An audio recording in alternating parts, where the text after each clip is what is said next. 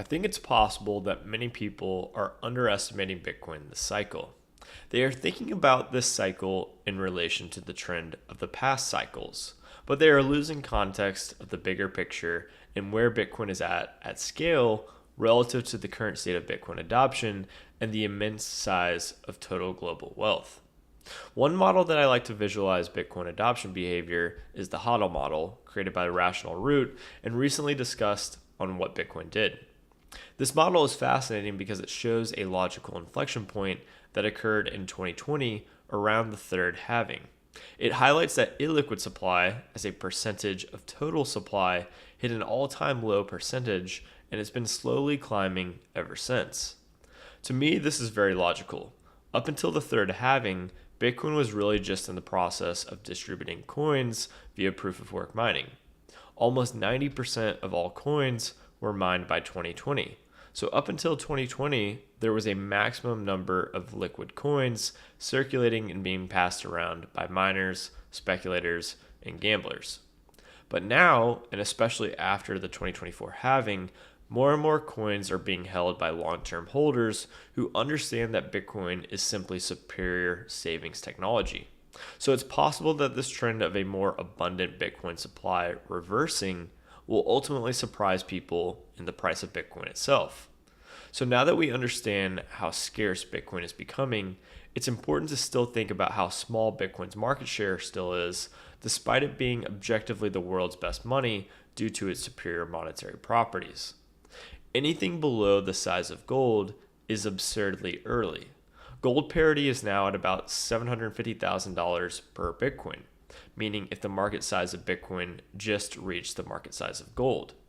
And despite gold being worth significantly more than Bitcoin, still not that many people hold gold. Gold has a negative feedback loop considering it's not perfectly scarce like Bitcoin. Hundreds of billions of dollars of new gold are mined annually still as the supply grows at 1 to 2% per year. This is what causes the negative feedback loop. Hundreds of billions of dollars worth of sell pressure annually results in a cohort of investors deciding to not hold gold. Because this cohort of investors does not want to hold gold, another cohort won't either. Eventually, it just does not make sense to hold gold because few people actually want to hold gold. The whole point of money is to pick the money that you expect other people to want, and almost nobody wants gold as money in 2024. Bitcoin, on the other hand, has a very positive feedback loop. Every 4 years, there is a new supply side catalyst. The amount of new Bitcoin being mined gets cut in half. This repeats until no newly released Bitcoin are mined.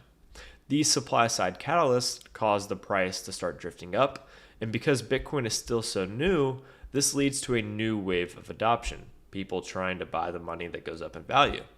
And as the money appreciates, other people want to adopt Bitcoin as money too. With all that being said, this concept of diminishing returns could very easily be flawed. We live in a world with nearly $1 quadrillion of total global wealth, and Bitcoin is 0.1% of that. Arguably, it will make up a significant percentage of total global wealth if it's not half or even more than half.